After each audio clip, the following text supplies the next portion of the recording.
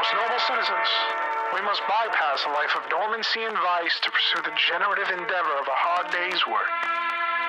The benefits of these pursuits are not secured by chance or charity, but through the merit of your character and the firmness of your convictions. It is you who are planting the seeds of trees whose shade you know you shall never see. Welcome. Hello, everyone. We're back. We're in this. We're cooking. We're podcasting. It's the boys. It's your boy Butler. Yeah, and it's your boy Vane. The Vane is here. The main Vane himself is here. He's here to fucking cook it up in the kitchen. He's getting the edits in. He's getting in the sound effects. We're getting close to releasing episode 6 of Florida series. We'll have just released that by the time this episode comes out. I was going to ask you to do enjoy that. Some like Sunday style effects in this episode, but I couldn't remember why.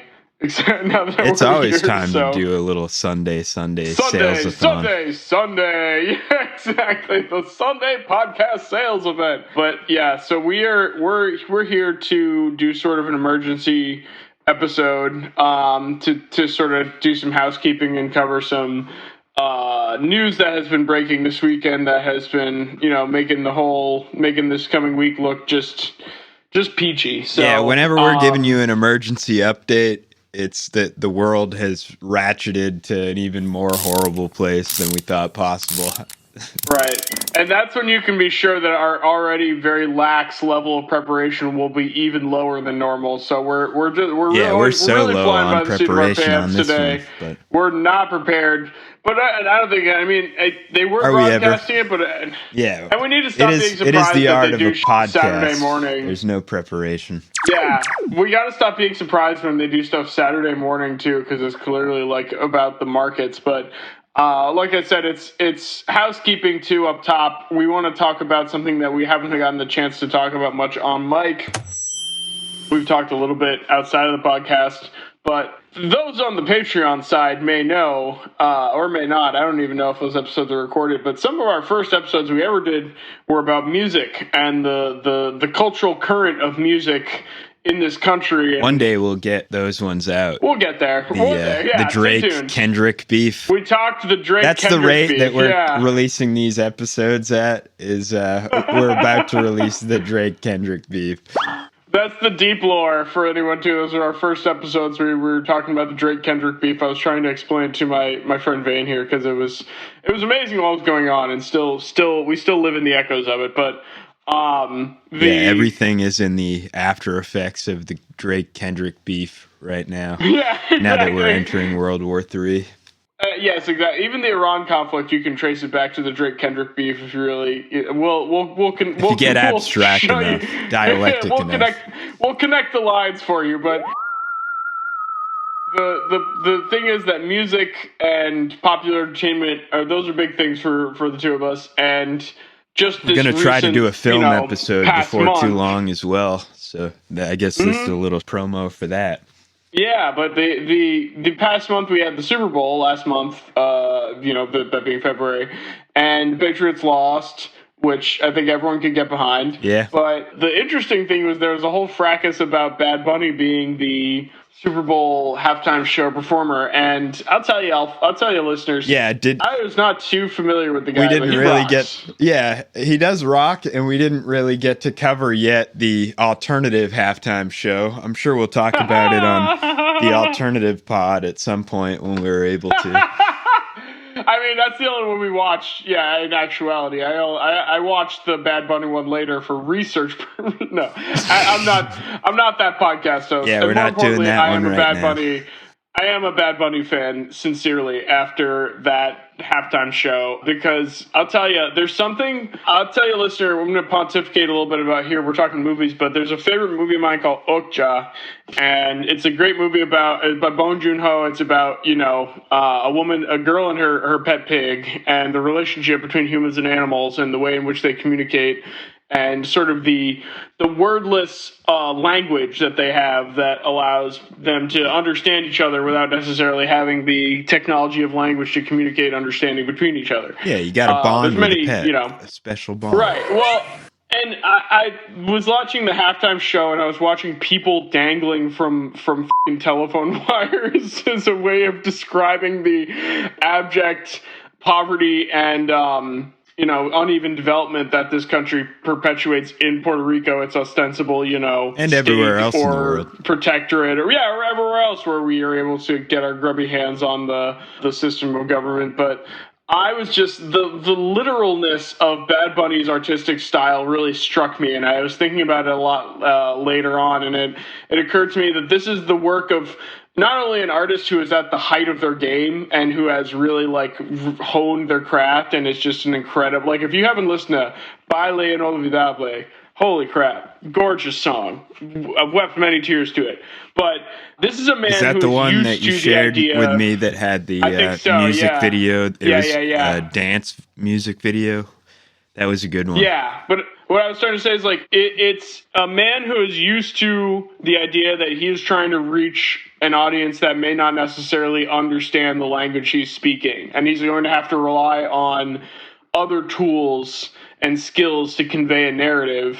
And there's something very just literal and very hard to misunderstand about Bad Bunny's whole artistic style, and it's easy to, I think, interpret as being oversimple when I think it's actually just very charming and sincere. And I was a big fan of this halftime show. I really was, because there was something, like I said, so much more literal about what was being said as compared to last year's, which was also awesome, but it is very different. And with the lead up, that the conservative movement, as they always do, decided to politicize everything. Exactly. And so leading up to the halftime show, they couldn't just say, hey, this is one of the most popular artists in the entire world, and it's a very obvious choice for revenue and making profit, and it's kind of indisputable that it's going to make a lot of profit. And yet they had to develop all sorts of political issues, as they do with everything, and claim that they're not politicizing things and that we're the ones politicizing things. We chose a Latin American artist in America, and that is to anger them and to trigger them. And it worked, apparently. Kind of football is ours. They call it American football.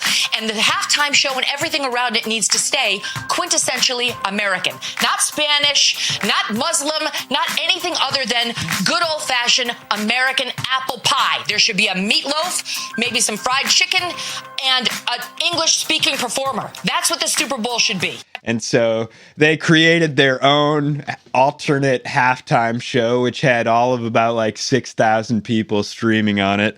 Tons of fake, what would you call botted, essentially. Yeah. Lots of bots. Lots of bots. And then lots of losers. There's a video of a person at the Super Bowl who put their headphones on and tuned in on their cell phone during the halftime show. That's so covering their ears just to let them know, I'm not listening. I'm watching the Charlie Kirk halftime show instead. Nice, man. I bet that was awesome for you. Yeah, I'm sure that looked really cool for all the people around you who are enjoying the show. That you decided to vice signal to everybody else and let them know that you paid to be there a ton of money, and you're not going to listen to the halftime show that is given to you.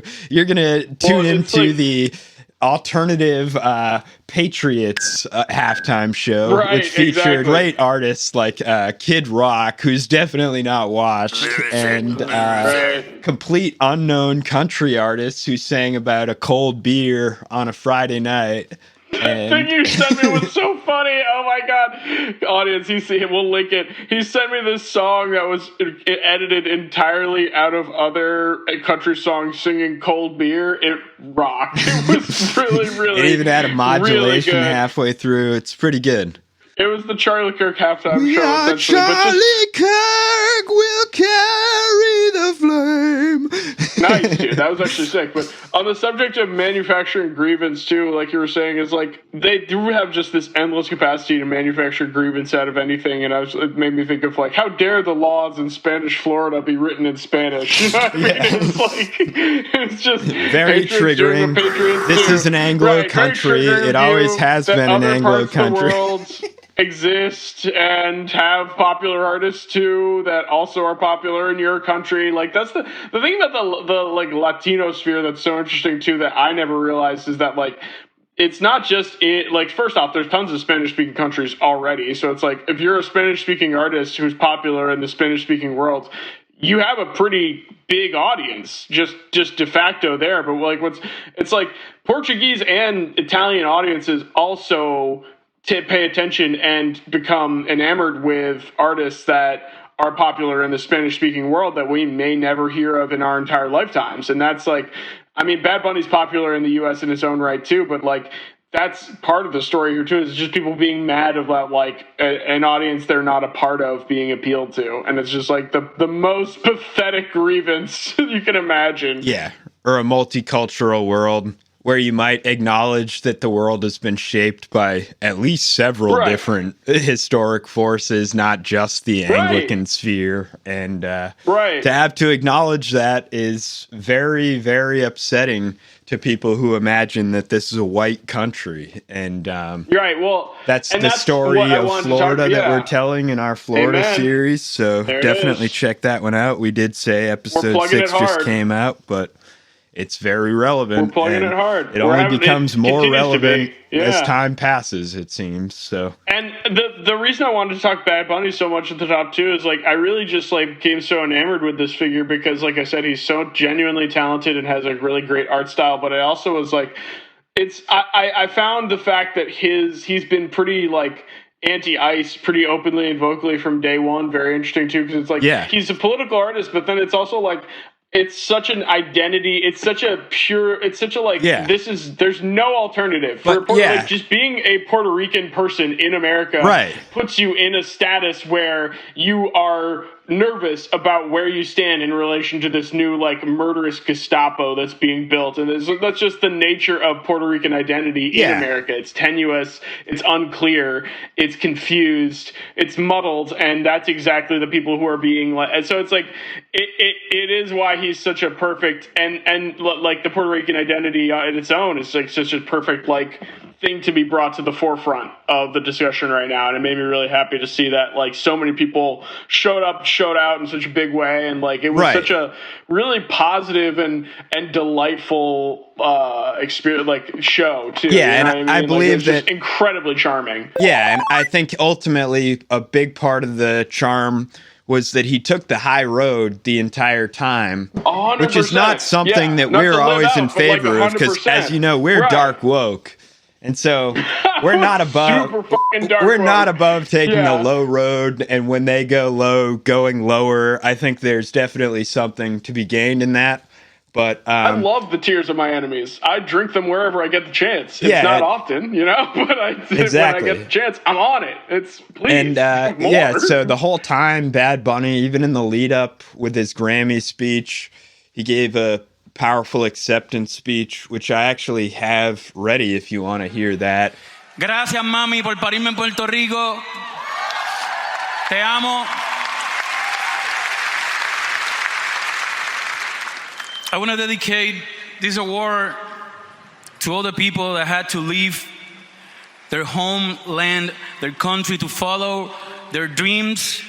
Para todas las personas que han perdido un ser querido y aún así han tenido que seguir hacia adelante y continuar con mucha fuerza, este premio es para ustedes. Gracias por tanto amor, los quiero. A todos los latinos en el mundo entero y todos los artistas que estuvieron antes y que merecieron estar en esta tarima recogiendo este premio. Muchas gracias. Well, he took the high road as he does in the Super Bowl halftime.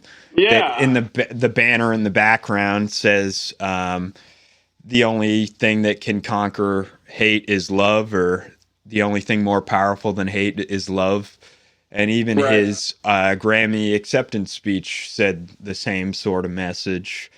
And it's clear that while the Republicans, as they always do, politicize everything, and they complained as this halftime show is approaching that, oh, it's going to be in Spanish. And then we have the worst congressman in the entire country, Randy Fine, who's a disgusting freak who should resign right now, and he should be forced. Very bad person, yeah, an incredibly bad person who said more bad things than I could possibly care to get into at this moment. Mm-hmm. But he's part of a movement who's been trying to analyze the lyrics of the halftime show to prove that Bad Bunny is a dissident, which, like, anything gets this guy to study Spanish, I'm all for that. You should take a little bit of time to try to read another language. And it turns out that even though they made a big stink about this and said everything he said must have been deeply un-American, I've seen no motion in that whatsoever. I thought that part where he shouted out the Ayatollah and the IRGC was kind of weird, but like with the rest of the whole show, there was an overwhelming, this is what I was just thinking about while you were talking, is that, like, it's, I think, a pretty normal part of music appreciation. That's one of the things people like that can create sort of a divide between people who appreciate different genres, like rap and hip hop in particular, is wanting to understand the song as you are listening to it in its entirety, more or less. Right. And it's like there's people who are just deeply uncomfortable with the idea that as you're not going to catch all of something as you listen to it the first time. Yeah. Even though that's just the truth, whether you like it or not. I mean, it's so important that you understand every single word. And it's obvious that conservatives hate rap and hip hop, right? Which is why they brought on, to feature their alternative halftime show, they brought on the famous rapper who really elevated white culture to probably its highest point in the 90s. Along with Limp Bizkit and a few other rap really rock on bands. The Charlie Kirk halftime? No, they were not, but they also did the rap rock genre, which blends. I know what you're saying. It blends the best of both worlds, and so they're able to say that they love rap and that it's not just about race. They're not just angry that this guy's speaking Spanish, and that to them, there's no difference whatsoever between an international artist or a rapper, and they basically conflate all of it together and say that there's no difference. And yet, as always, they really wish that they could be as cool as other races. So they try to emulate it, like Kid Rock has done since the 90s. Yeah. And it's really important you understand every single word that is said, and that's why I think Kid Rock's lyrics are just like the highest. Cold beers. And then like what's the Kid Rock lyrics that he raps? They're like they're definitely only in Anglican English. I have no idea. It's like You're asking me to pull Kid Rock lyrics, buddy. That's not gonna. I'm not. I mean, of course, prepared. he's got the absolute bar that says statutory is actually mandatory, which is a good rhyme there. That's sick. Oh, what? Yeah, I mean, he definitely hangs out with the Epstein crowd, right? Yeah. Well, so I mean, I mean, that's what that halftime show was. Since the 90s, he's been asking the same cool questions that guys like Epstein ask, which is like, is there really a point to statutory rape? Wow, I didn't know Kid Rock was on that in such a big way. But he's been on that beat for so long, and he worked out with RFK Jr. Recently in jeans, and the two of them were drinking milk in a hot tub, which is really. Oh my god! I don't know what they're trying to express by that. Why are they all so fucking weird? Oh, so fucking... Okay, but all right, this is the point I was trying to make before about the Bad Bunny show, which is like, there is a fundamental sort of divide, I think, in music appreciation between, like, people like, you know, the types who tune into the Charlie Kirk halftime show in the middle of the Super Bowl, and people who can just enjoy things, which is like not having to understand it in its full at that time. But with that being and said, Megyn Kelly like freaked out and said, Let me finish my point. With that being said, I felt that when watching the Bad Bunny halftime show, at no point was I like kind of unclear about what the sentiment was that was trying to be expressed. And that was the thing that I found really remarkable all throughout. Like, just the choice to have all these small little, like, what's the word I'm looking for? Sort of tableaus of mundanity, of like the guy who sells like gold chains, the guy who sells like the Coco Fresco, the couple that he invited to get married on his show after they invited him to come. Yeah, that was super cool that he invited a couple there to get married at the halftime show, which is very cool. Like, just little things like that are mundane and had this like overwhelmingly positive and welcoming and like generous feeling of just like enrichment that again was like unmistakable and impossible to misunderstand. And then you, like you said, you have Mike Huckabee like, oh, we'll find something in there, and it's like, you fucking freaks. We'll like, find something in those lyrics. I don't understand a single lick of Spanish, but I know there's something in there that's just and that's why it's like I said, especially compared to last year's, where it's like there was a lot of like complex, abstract, like symbolism and like very, very different sort of aesthetic compared to what was done this year. And I just thought it was perfect for the moment. Right, and for the most part, it was just dignified Latino and Hispanic culture, like reaching for, I wouldn't say tropes, but existing patterns in, and showing the dignity of not those needing things, to, and showing those things as like showing the dignity of that culture, like, not needing to reach for any other culture except for their own culture, because they don't need to reach beyond their own culture. Something that we should celebrate being a part of our community. As if we should celebrate having Latino and Hispanic culture in our society. And Megyn Kelly disagrees. She says the fact that there is something being presented to me in a language that is not American, the America language, well, I can't appreciate it. I can't just sit back and enjoy some sort of culture that's not intended for me specifically. Yeah. And that was in general the complaints that we saw, and the people who were putting on noise canceling headsets on the at the halftime show, you know, just to really prove to the people that they're not enjoying Bad Bunny, okay? They're not going to enjoy that when they go there. They're too conservative. They're deep invested in the patriotic culture, and so they've got to listen to songs about cold beer and ba chicka ba da ba da, and that is an okay. Onomatopoeia is much better than a different language. Okay, a different language has some kind of like meaning that I would have to look up and figure out that it's probably praising the Ayatollah or something. Like there's this narcissistic tendency to just assume it has to be something about you, that if you understood it, you would be offended. Yeah, they're talking about me.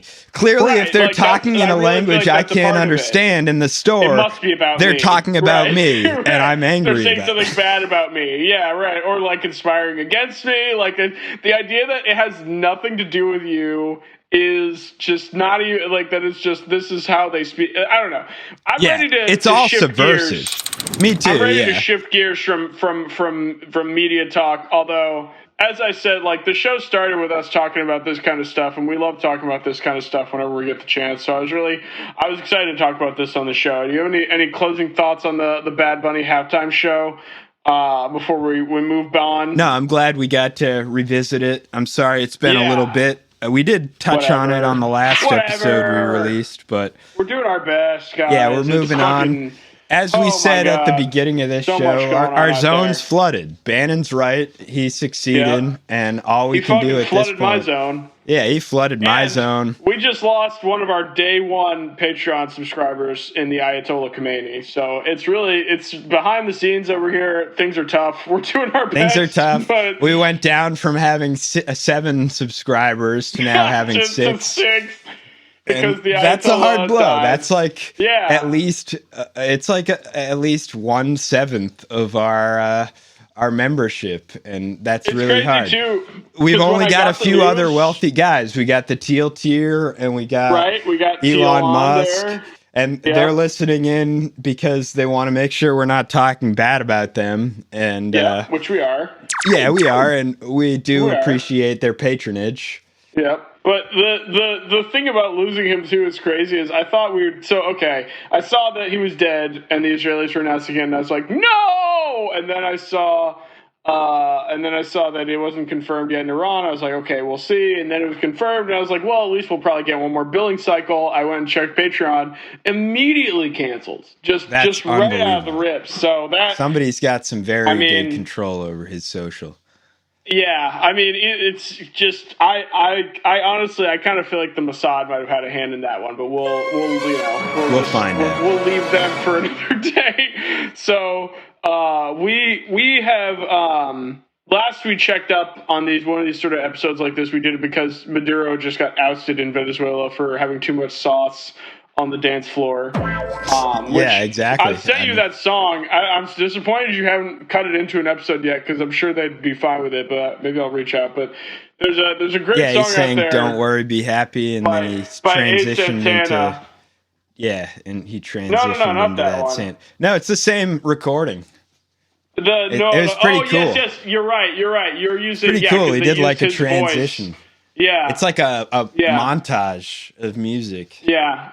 Hey Santana, the DJ, has a short little cut on YouTube called No a la Guerra Loca, and it features the voice of Maduro, and it's very awesome. And then he sings it later, and that apparently angered Trump because he's got too much swag, and Trump doesn't have much swag, and so not anymore. He's got to take that competition out. Yeah, losing that swag by the day with his Alzheimer's. I think that the only update I really have regarding Venezuela is that I'm shocked there's not more to really say since our it's the last same episode regime. We talked about it. He just wanted to make a show, but he kept the exact same regime in place, and that's what he's not doing with Iran, it seems. I mean, let's say government too. To be fair to the Venezuelan sovereignty, it's like for whatever can be said about the specifics of their democracy and what when did or did not go on. I'm not uncomfortable calling it a government, and it's a government that they beheaded and yet still managed to stay alive, which is pretty crazy. Regime is a meaningless word, so yeah. It's the same. I'm just saying, I was saying regime change because they were attempting to do regime change, but it's the laziest form of regime change.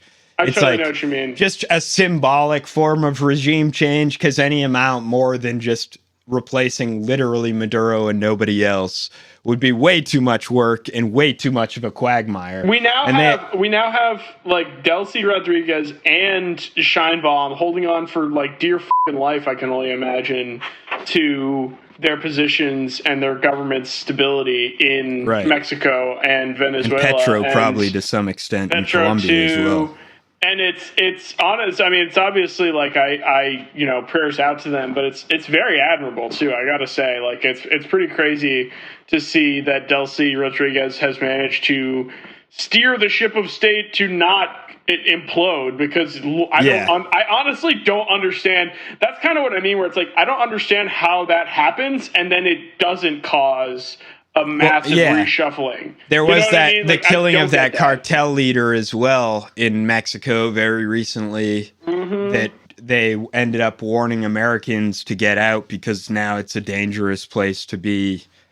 And that one didn't really seem to... First off, it's interesting that Trump didn't take credit for the death of this cartel leader, because he usually would take credit for anything like that. I have a feeling that there's a lot more, intelligence involvement in the various goings on in Mexico that are so chaotic. Yeah. And that's maybe part of it, Yeah, we're told the Mexican government took out this cartel leader, I believe. And it's interesting that Trump has not tried to take credit, because he almost always would take credit for anything that he considers to be seemingly positive on the world stage, whether he had any involvement or not. And so he's been oddly quiet about that one. But it seems as of right now that it was the Mexican government that took them out. Honestly, you know what? I feel like we had another conversation a while ago where we kind of had this epiphany of like realizing how weird it is that he hasn't commented on something. And this is, now that you're talking about it, it's also giving me the same feeling of like, yeah, it's actually like whether either to dab on Gloria Steinbaum or not, it is weird to have said to remain so mum about the situation in Mexico. Yeah. And to me, that also so there is speaks to something our more complicity there. and involvement. I believe there's something more there that we haven't heard yet. But then his attention span is too short.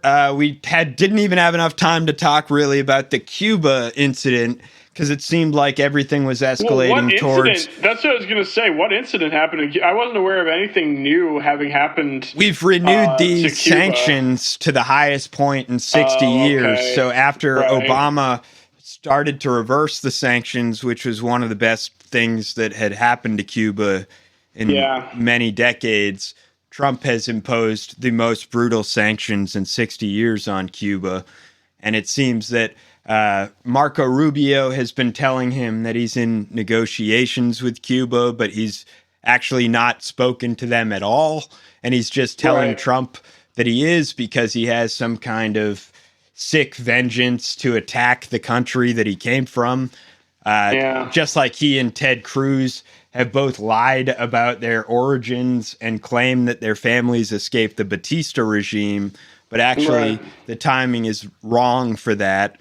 Or they claim they escaped the horrible Castro regime, but the timing is wrong, and actually they their families fled the Batistas. They leveraged that because of the popular mythology that the Castro regime is the worst thing that ever happened to Cuba. They leveraged that into a political career by lying. Yeah. And you can kind of understand it like it's kind of like my own sick desire that I have, and I have to keep in check to want to starve the British Isles. It's a similar sort of thing. Yeah, it's like I want to kill my cousins in the country that I came from. Do I have any actual connection to that country? No, I do not. But do I want to? Yeah, exactly. Yes. And if I were to be allowed to become the leader of some kind of banana republic, I would immediately take that offer. I don't give a fuck about my former family members. Starmer right now, if I'm Keir Starmer, I'm basically doing exactly what Keir Starmer's already doing. Funny enough, but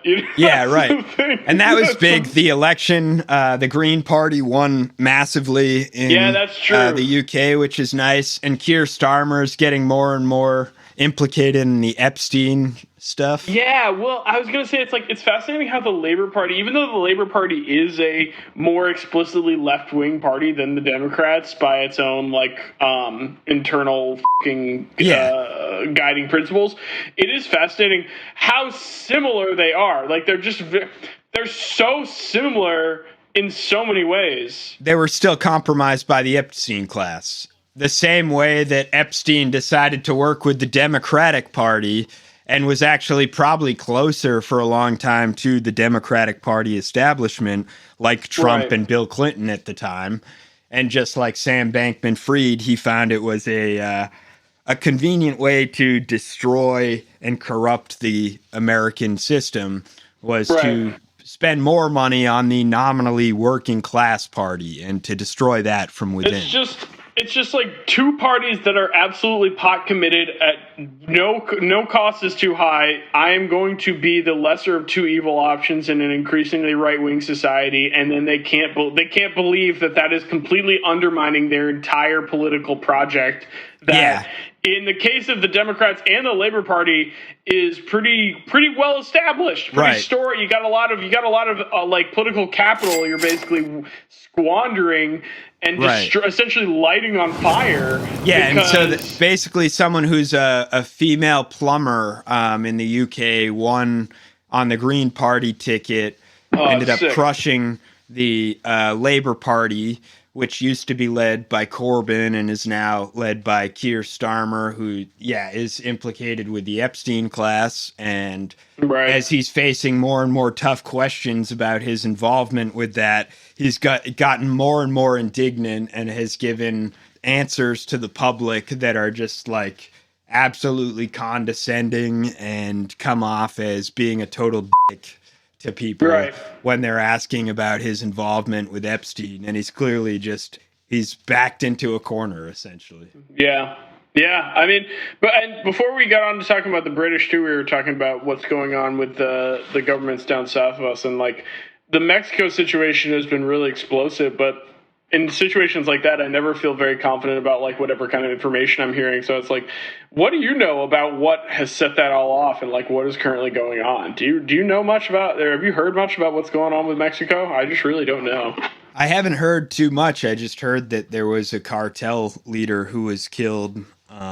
And that I believe it was the Mexican government that did it. And it is odd that Donald Trump wouldn't take credit for something like that, except that the Mexican cartel has managed to get a lot of U.S. weapons. In general, Mexican cartels get a lot of weapons that happen to slip through the cracks of the U.S. and end up in their hands. Unlike the states or the non-state actors that we call terrorists, they never seem to get any weapons whatsoever.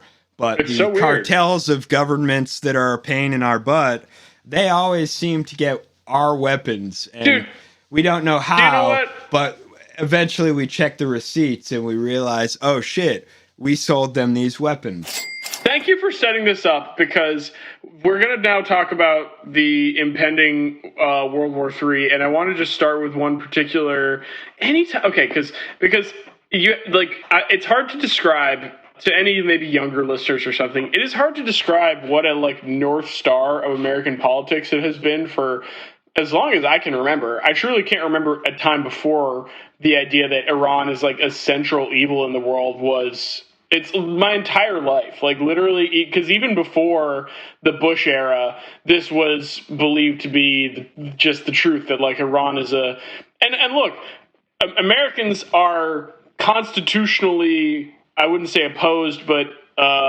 they have an aversion to the idea of a theocracy and living in a theocracy. So I think that's part of the like just base disgust and just like total like overawing psychotic need to overthrow the Iranian government has come from. But as I was saying, it's like I don't remember a time in my entire life where that has not just been like a priority. There's no discussion. It's like the earth is a globe and Iran is evil. You know, it's like that's how it feels like it's been my entire life. And so with that said, they always have to come up with some fucking reason why Iran is evil. And as you notice, when you watch these things closely and you listen to the things they bring up, it's like, oh, well, they did X, Y, Z. It's like you look at that shit they're dragging out. It's like, oh, well, they did X, Y, Z. It's like with October 7th, where it's like, as the body count and as the slaughter went on in Palestine, they did October 7th line, it becomes increasingly absurd. And in the case of Iran, you have decades and decades of that, where it's like, I'm sorry, they're proxies, they're this, they're that. It's like, I'm not really that convinced that Iran is this like central evil in the world that we need to treat this way. And one of the things, this is the specific thing I wanted to talk about. Brother, you probably heard Megyn Kelly mention the pallets of cash that Obama gave to Iran, right?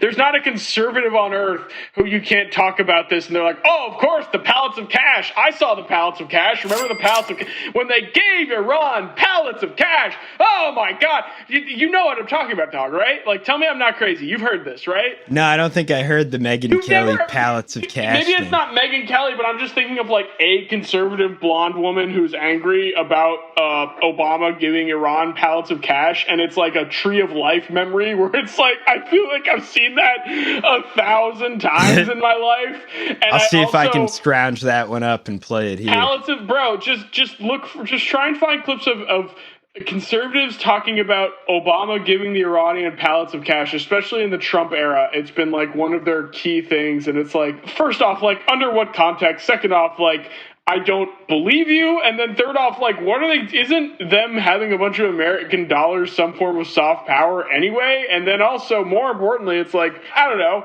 bribing people is better than being at war with them, right? I would rather give them money to not be at war. Like, it's just like, there's nothing about it that is, the next extension has to be, and then they went on to use that for evil things, of course. It's like, you have to already accept that they're evil in order for that to be some sort of nefarious thing. Like, it's so strange, dude. I don't know. So I'm going to play that pallets of cash thing here.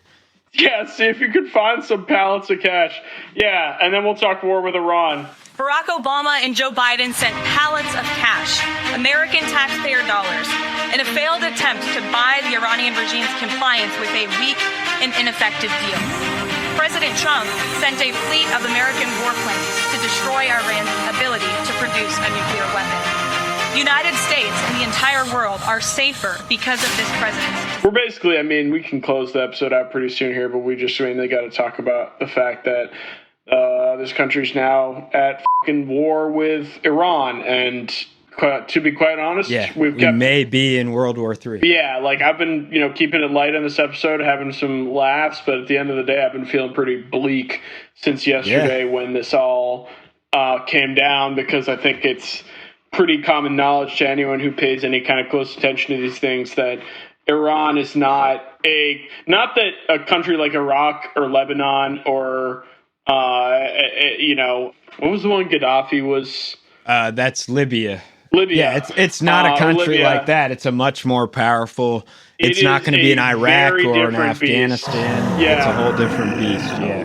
I'm more akin. I was thinking about this. It's more akin to a country like Vietnam, I think, in a lot of ways, where even though it's very different too. It's like, if you're thinking about what kind of level of national cohesion and organization and like what sort of state apparatus do you need to give Uncle Sam a black eye, I think it's been proven that you really only need to be about as strong as Vietnam was in the fucking 1980s.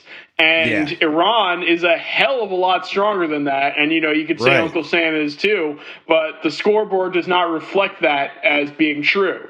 And so that's where we're at. It's like, it sucks. Like, and at this point, I'm more inclined to believe the Iranian government more than our own government when they say things like that getting a nuke is against their religion and they have no intention of getting a nuke. Yeah. And then Donald Trump, after saying he's completely wiped out all of their nuclear capabilities in like July of last year, is now saying, they're 1 week away from having a nuke. And then other people like Marco Rubio are saying, well, they're not that close to getting a nuke. And then Netanyahu is saying, as he said for the last 20 years at least, they're about 1 week away from nuclear fissile material, as he says, using fancy words to try to scare people.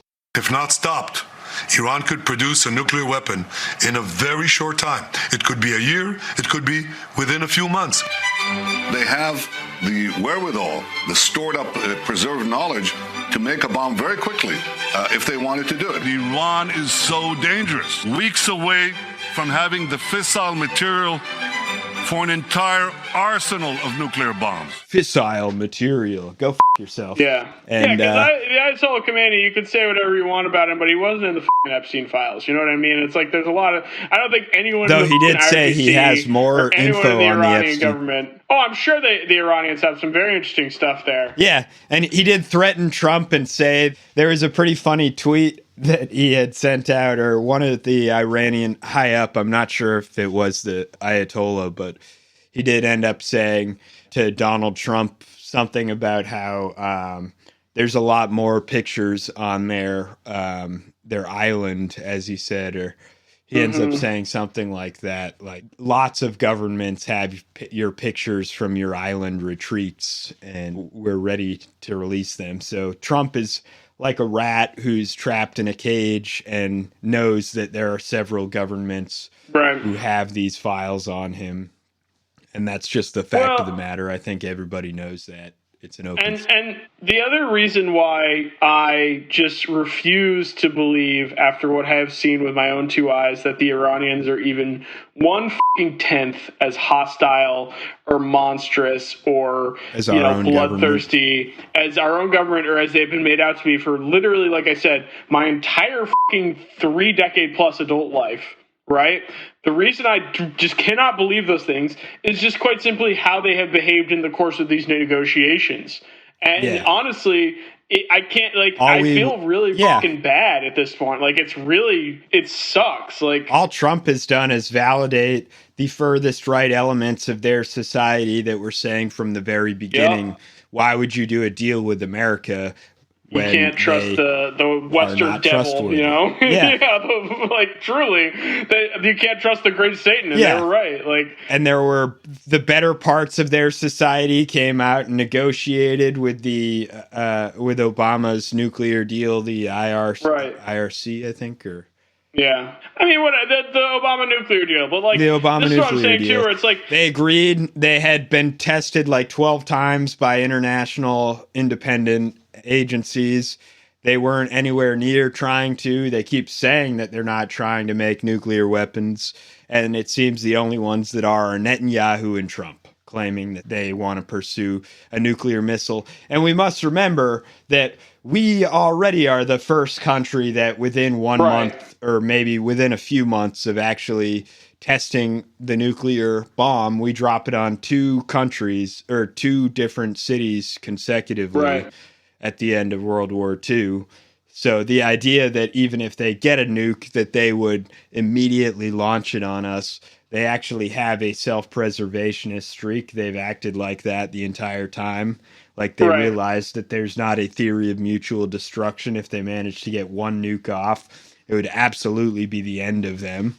And so, but you mentioned the negotiations too, and this is the thing that's been killing me, dude. Is hearing even one more pundit, ostensibly whatever side of the aisle they're on, talk about how the Iranians have to come back to the negotiation table. They have to negotiate. Yeah, why? They just keep talking why about how should it's they were at the negotiation table when this whole thing started, man. It's they just this constant berating demand to negotiate and to be realistic with their demands without specifying what exactly they need to do in order to not they need to not even have evil of electricity. It's monstrous. It's this absolute mind game that we perpetrate on this whole country of people of saying well, you just got to come to the negotiating both sides table are complicit. While we're murdering your family. It's Chuck Schumer and psychotic. Hakeem Jeffries need to resign immediately because they're in full support of this Iran invasion. Oh, absolutely. They waited to start the War Powers Act 2 weeks after Trump was clearly already moving a massive amount. I believe the biggest escalation of troops that we've ever sent to that region and ships and things like that. So there was a massive buildup taking place. Yeah. And they said, let's schedule a War Powers resolution 2 or 3 weeks from now. Maybe then we'll vote on it. And what do you know? Over the weekend, he decides to assassinate the Iranian supreme leader. And so now we're in a war that Congress didn't authorize. And Hakeem Jeffries and Chuck Schumer are at this moment saying, I guess now we're at war. And I guess we're not going to use our role as Congress to actually check the executive branch because now it's an emergency. Now we're going to have to respond to it. Right. And so they enabled this the entire way. And that's why we need completely new leadership in these quote-unquote opposition party. I've heard the term revolutionary defeatism thrown around somewhat these days. And I think it's a term I reflect on often. It was coined by Lenin in the late World War I era during the pre-revolution, leading up to the Russian Revolution. But my understanding of it, at least, was different from the last time I had it explained, which is basically that, as far as I understand the nation state must wither away. Right. The idea is that this country that I live in, that I'm technically a citizen of, winning this war that it is currently engaged in through no democratic inputs of my own or anyone I care about, whether it wins or loses that war is of no benefit to me and my political movement. And in fact, it's actually beneficial for them to lose.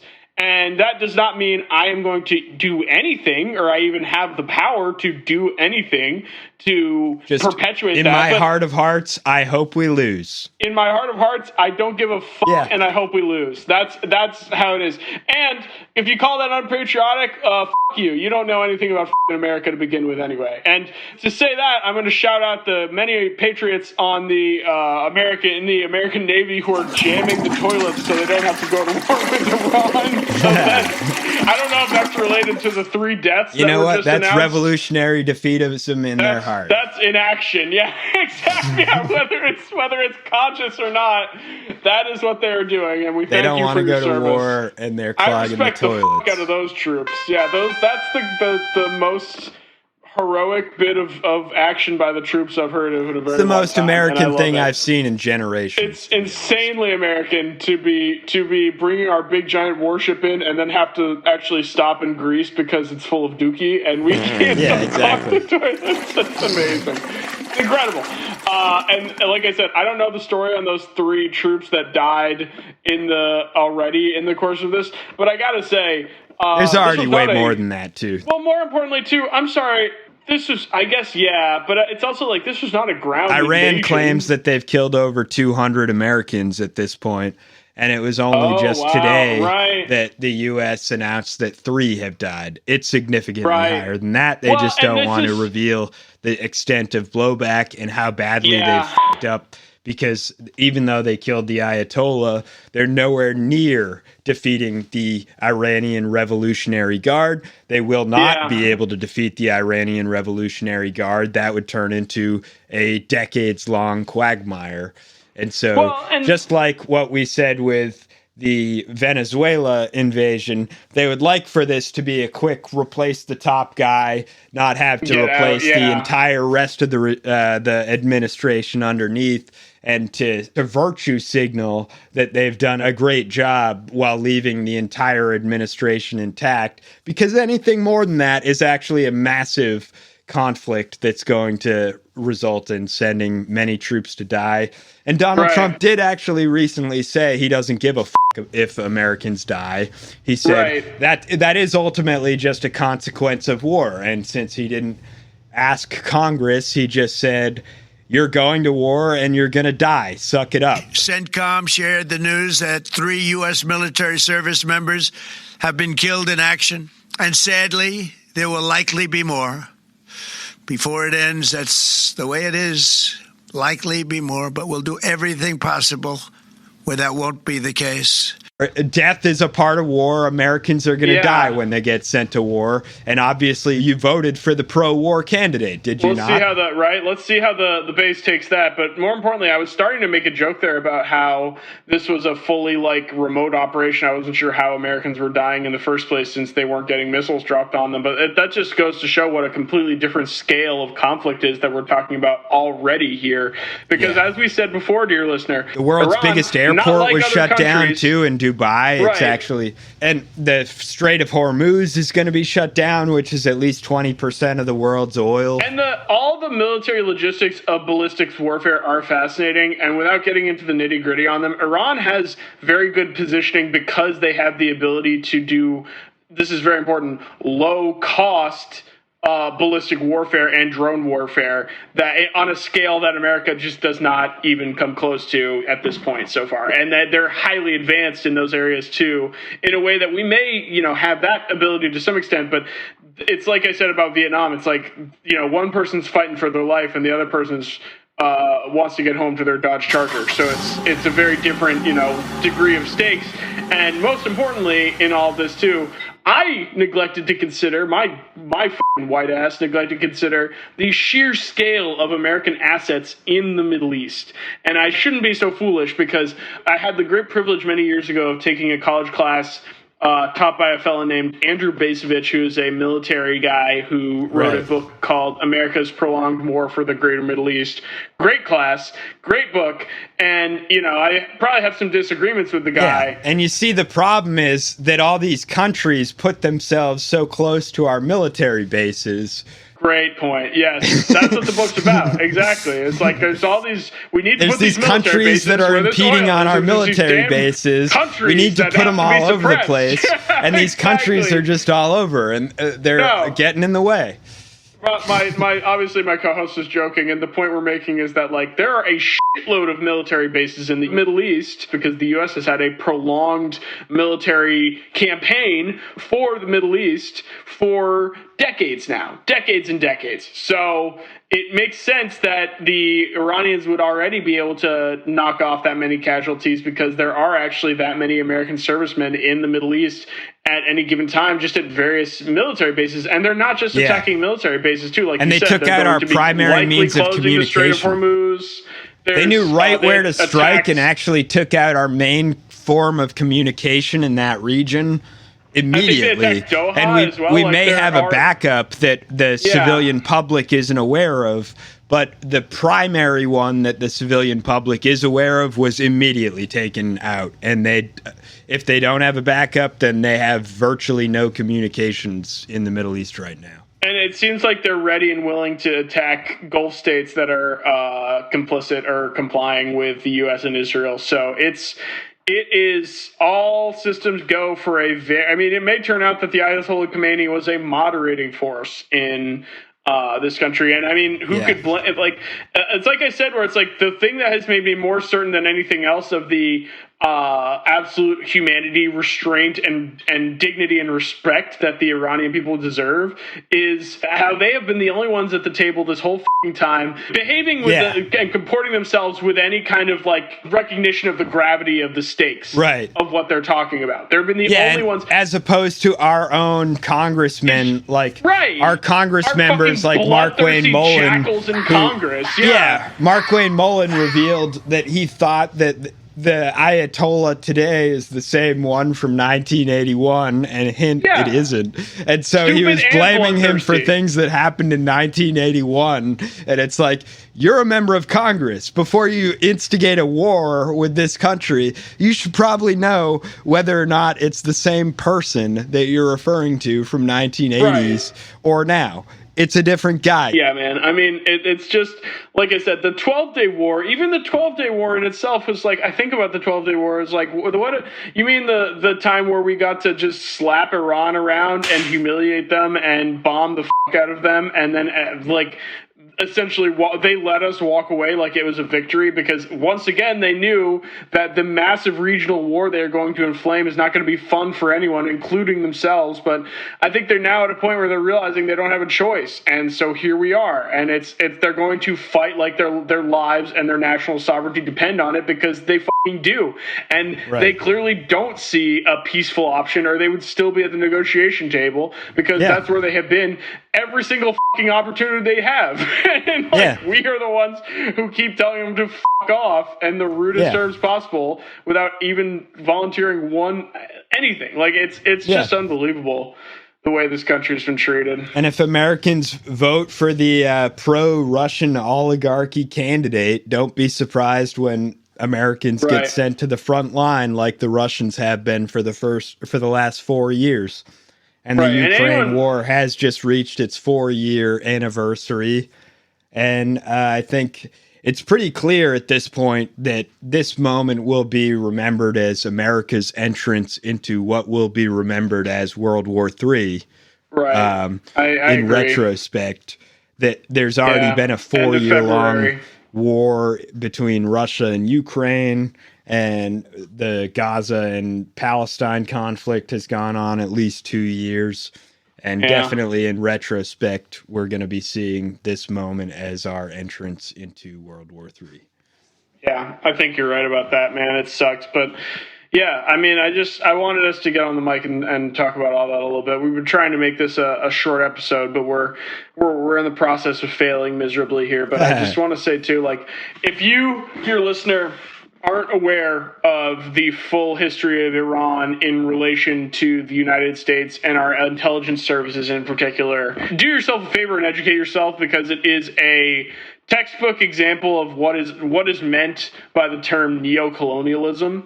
And I think that Iran is such a great place to understand that term, because it was one of the first truly the intervention against Mossadegh, and Mossadegh was not a socialist by any stretch of the imagination. Operation Ajax. Although he was in the process of nationalizing oil, but that was for the sake of Iranian sovereignty.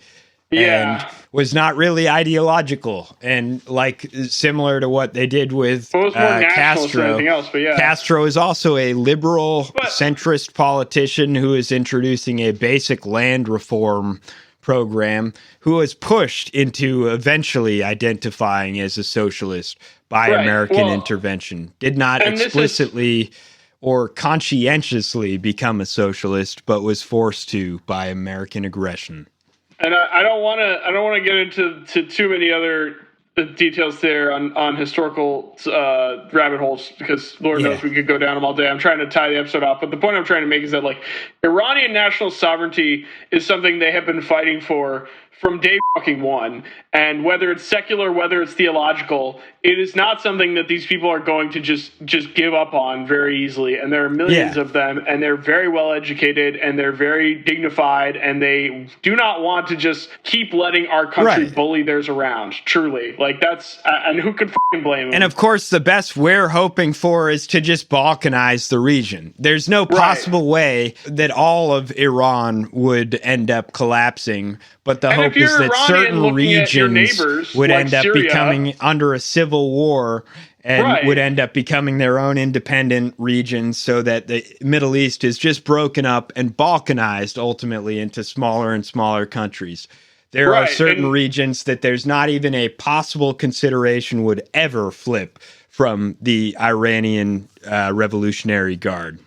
I mean, if you're Iranian and you're looking at your neighbors like Iraq and Syria and Lebanon, and it's like, okay, we have this thing we have going now, and it's not perfect, or we have this option knocking on our door, we're going to have to go with what can at least keep us safe from that. If anyone wants to see anything different emerge ever in Iran, it's going to take allowing them to have national sovereignty first, and this is not the way to that. So and Iran has been stuck between a rock and a hard place, because literally there are many people that don't like the existing theocracy that they're living under, but they recognize that having no government at all would be far worse.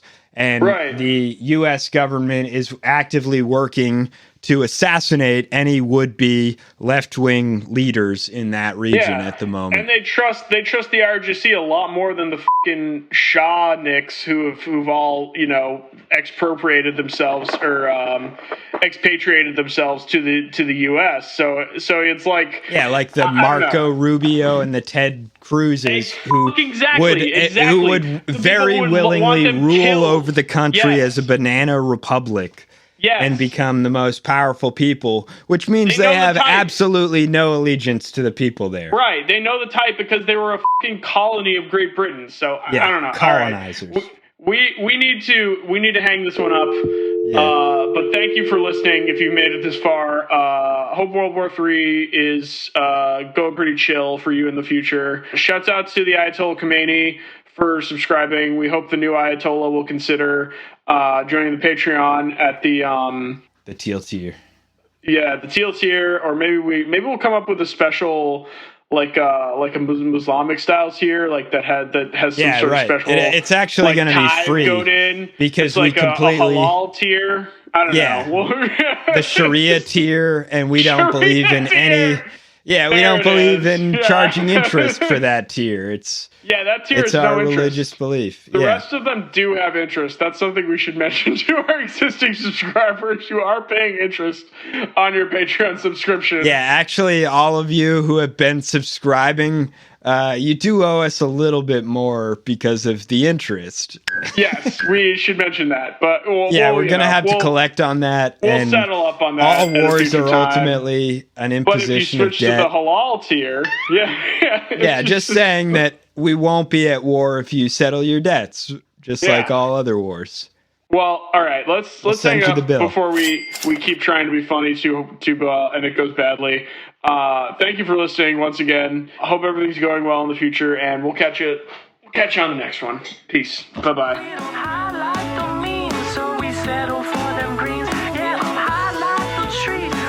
Send it to my knees. I don't sweat. yeah.